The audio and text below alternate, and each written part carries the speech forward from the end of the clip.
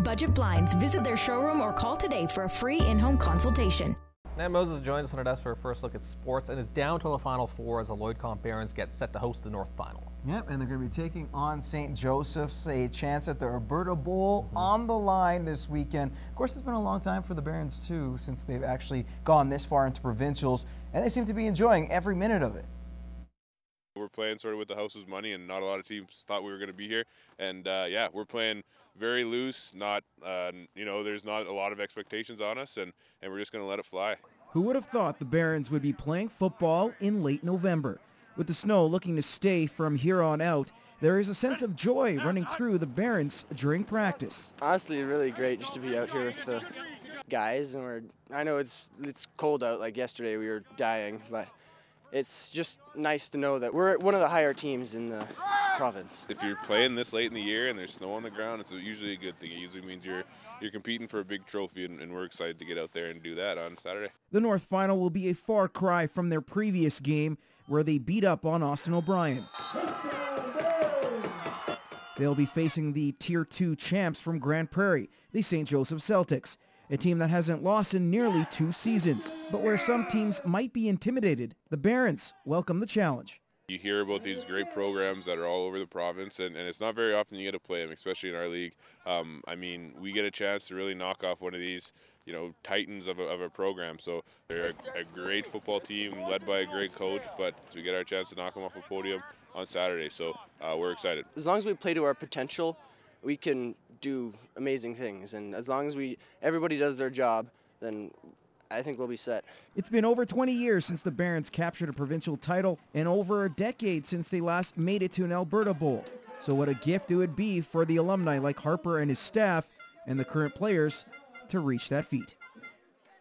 It should be a great one as well. You can catch this game at Armstrong Field. Kickoff for the Barons and Celtics is at 11 a.m. our time. Now, they currently sit second in the league and just 2 points back from first, but even the best teams need some tweaking, and for the Lloydminster Bobcats, scoring has become the issue. So much so, the coaching staff say changes might be around the corner. Nermanisa has the story. You know, we want more scoring. We're looking for more scoring. You could call it a scoring slump for the Lloydminster Bobcats. Despite sitting second in the standings, goals are hard to come by for the felines. They have 93 goals for, which places them 8th in the league when it comes to scoring. You know, we're struggling scoring goals right now, so you have to be pretty good in your own end, and you got to keep the other team off the board if you got a chance to win, until we can get that confidence back and start putting some numbers up. In their past 5 games, they scored 9 goals. Not good enough for Coach Gord Thibodeau. He's stressing defense now, seeing how there is confidence in knowing that their goaltender Alex Leclerc will steal close, low-scoring games. But still, Thibodeau says they are now looking at other options, such as trades. We're definitely on a couple players right now, a couple offensive forwards. It's all inclusive on the price, and that's what we're trying to determine right now. How bad do we need it? What's the price, and is it worth that price? On the other end of the spectrum has been the emergence of Kevin Dara, who's leading this team offensively. He sits first in team scoring with 11 goals and 11 assists in 23 games.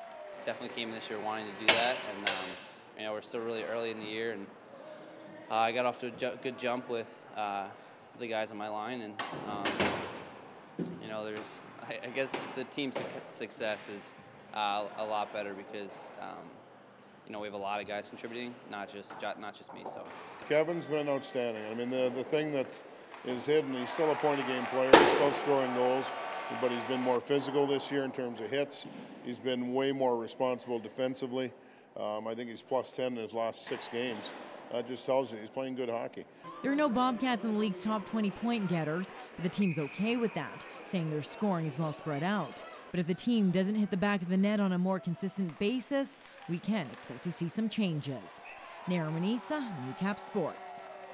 Now, after a tough loss earlier in the week, the Bonneville Pontiacs did pull out a 4-3 victory over the Grand Prairie Storm last night. Now they face a stiffer test tonight, hosting the Spruce Grove Saints. Puck drop at 7:30 at RJ Lalonde Arena. Now at home, the classic Oilfield Bandits host the first-place Wainwright Bisons at the Civic Center. Puck drop for this contest is at 8 o'clock.